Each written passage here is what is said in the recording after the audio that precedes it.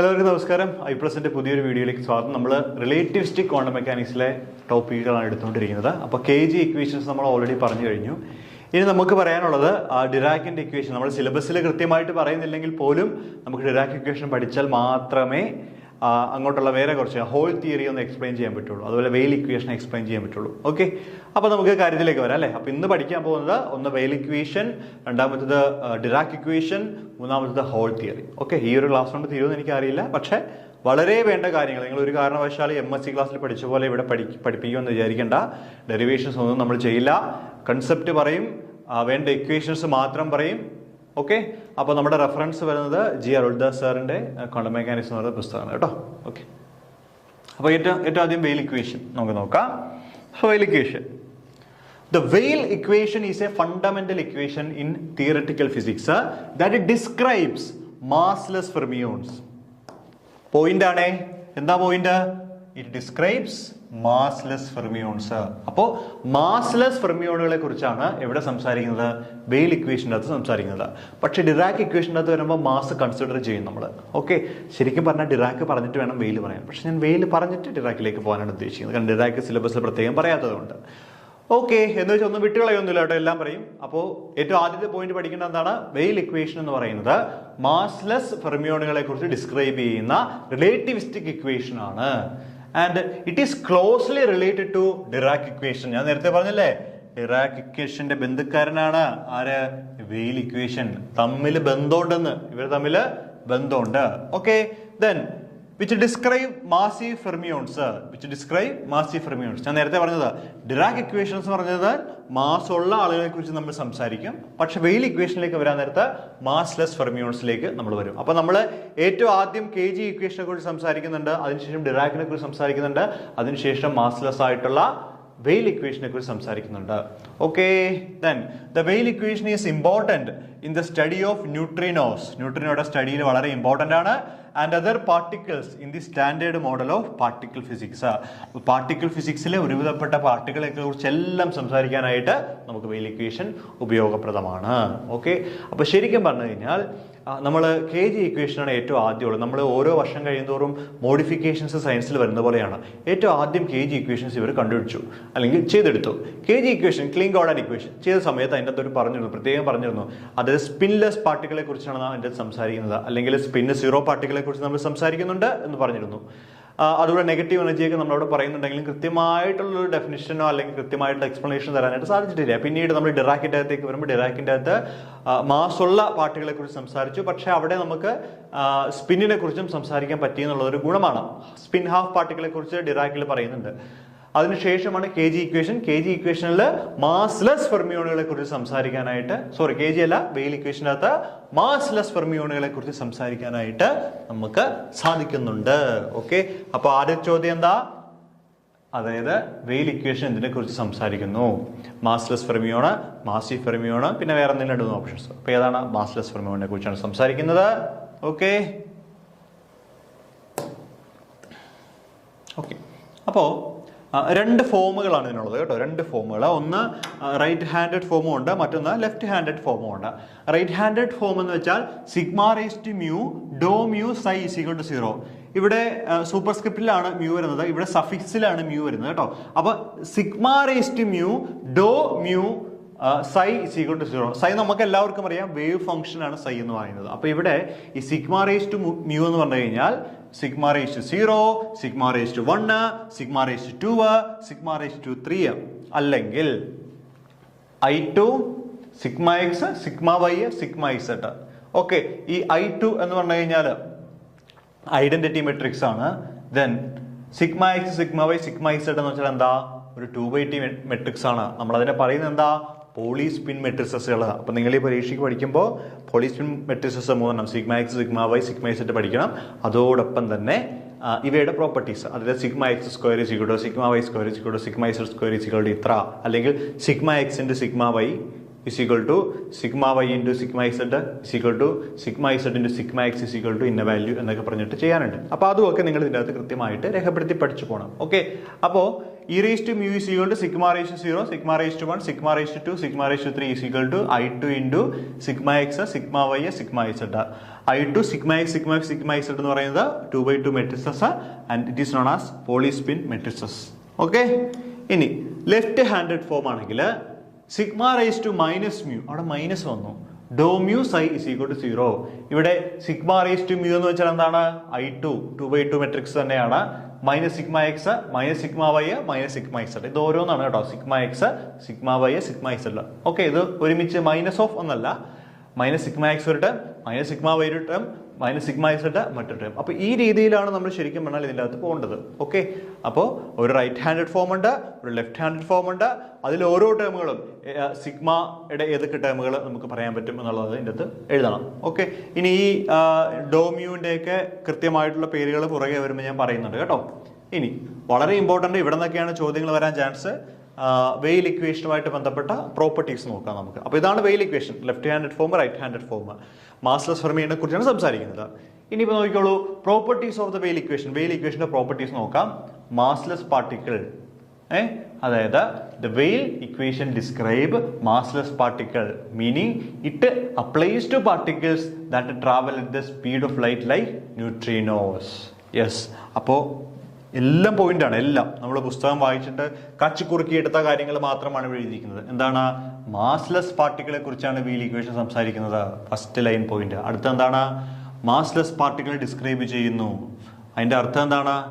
That particle travel the speed of light like neutrinos. ന്യൂട്രിനോനെ കുറിച്ച് സംസാരിക്കാനായിട്ടും നമുക്ക് വെയിൽ ഇക്വേഷൻസ് ഉപയോഗിക്കാനായിട്ട് പറ്റും എന്നുള്ളതാണ്. ഓക്കെ, അപ്പോൾ എന്താ ഇവിടെ പറഞ്ഞിരിക്കുന്നത്?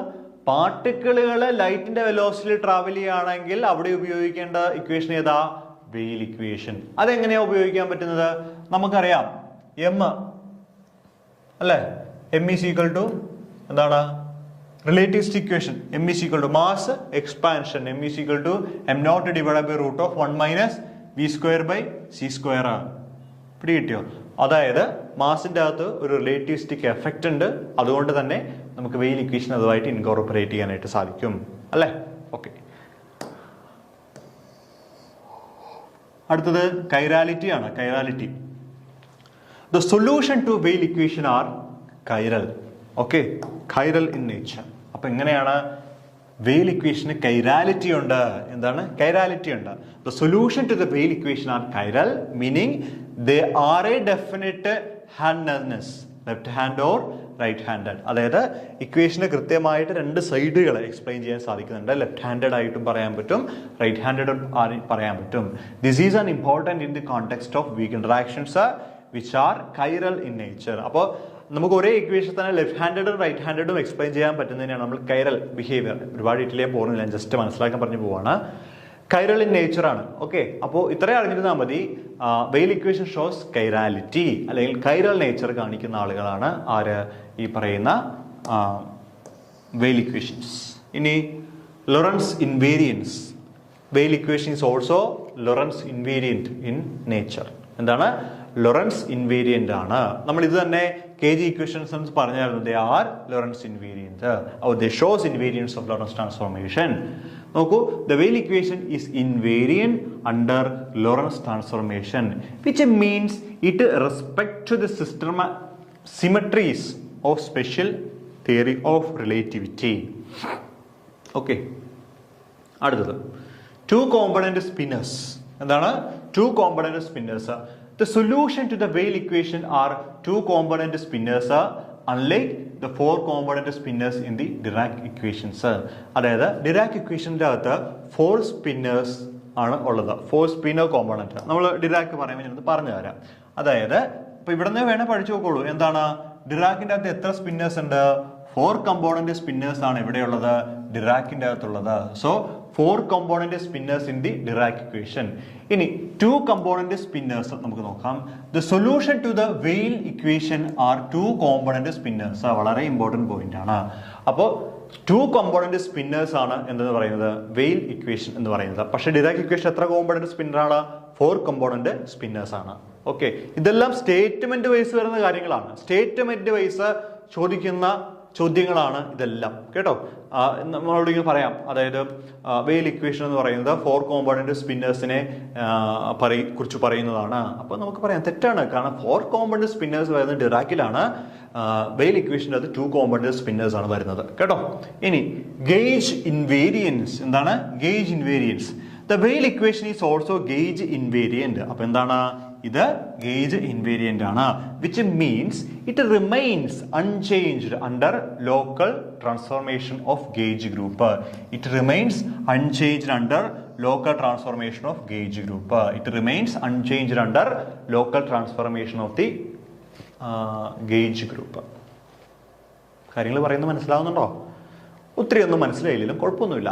നമുക്ക് ആ മൾട്ടിപ്പിൾ ചോയ്സ് 4 ഓപ്ഷൻ്റെ അകത്ത് വരുന്നത് ശരിയായിട്ടുള്ള ഉത്തരം സെലക്ട് ചെയ്യാൻ വേണ്ടി മാത്രം പഠിച്ചാൽ മതി, വേറെ ഒന്നുമേ പഠിക്കണ്ട കേട്ടോ. Yes, come to the point. Gauge invariance നമ്മൾ പറഞ്ഞു. യെസ്, അടുത്തത് ഹെലിസിറ്റി സ്റ്റേറ്റ്സ് ആണ്. Helicity states. The Weyl spinors can be associated with the definite helicity state. അപ്പോൾ പറയുക, വെയിൽ ഇക്വേഷനിന്റെ ഡെഫിനിറ്റ് ഹെലിസിറ്റി ഉണ്ട്.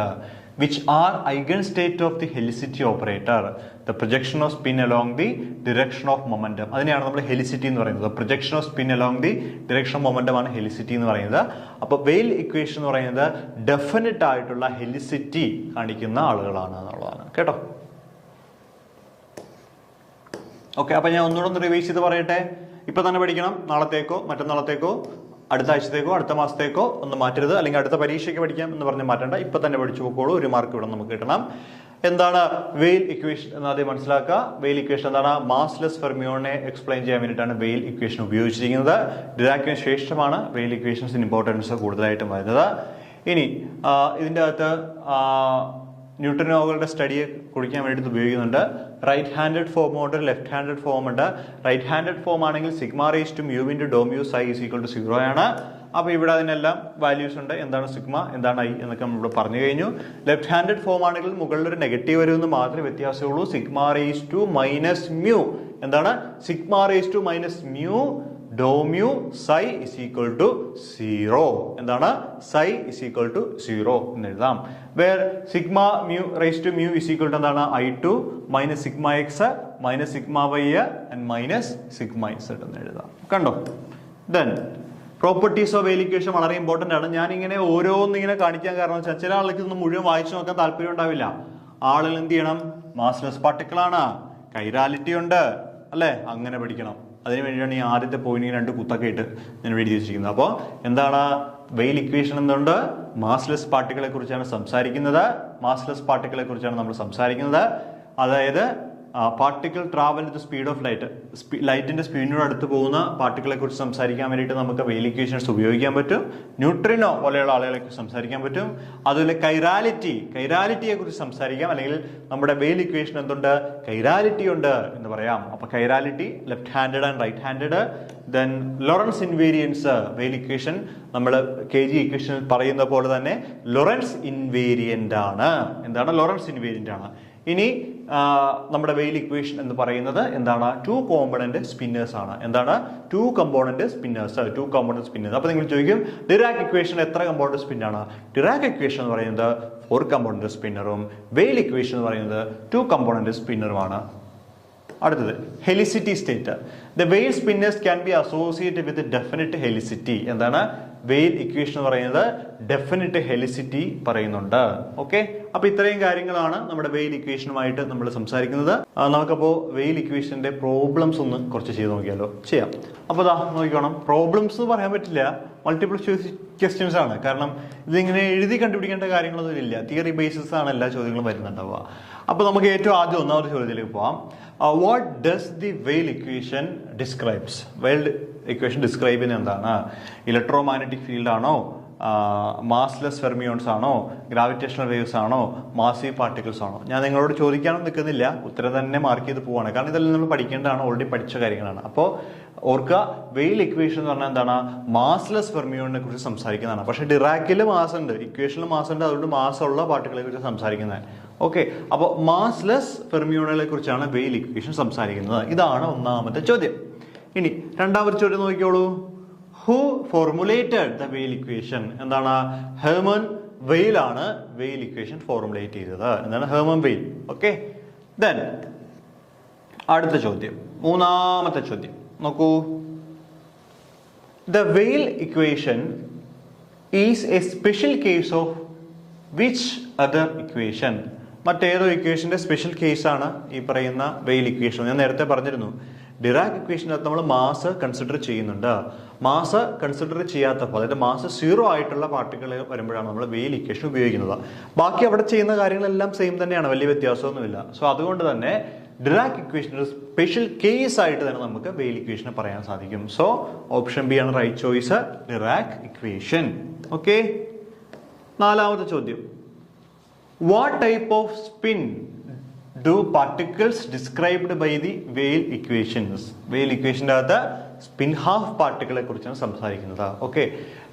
കാരണം ഫെർമി ഇക്വേഷൻ, ഡിറാക് ഇക്വേഷൻ്റെ അകത്ത് ഓൾറെഡി ഈ പറയുന്ന സ്പിൻ ഹാഫ് പാർട്ടിക്കിളെ കുറിച്ചാണ് പറയുന്നത്. സോ അതിനേക്കാൾ അഡ്വാൻസ്ഡ് ലെവൽ വരുമ്പോൾ സ്വാഭാവികമായിട്ടും ആ സ്പിൻ തന്നെ അതിൻ്റെ അകത്തുണ്ടാവും.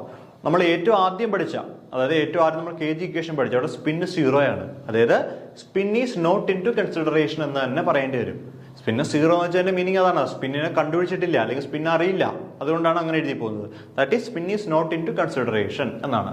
പക്ഷേ ഡിറാക് ഇക്വേഷനിലാണെങ്കിലും അതുപോലെ വെയിൽ ഇക്വേഷൻ്റെ അകത്താണെങ്കിലും സ്പിൻ ഹാഫ് പാർട്ടിക്കിളെ കുറിച്ചുള്ള പാർട്ടിക്കിളാണ് നമ്മൾ പറയുന്നത്. അപ്പോൾ ഓപ്ഷൻ ബി ആണ് റൈറ്റ് ചോയ്സ് കേട്ടോ. അഞ്ചാമത്തെ ചോദ്യം, the Weyl equation is invariant under which group of transformation?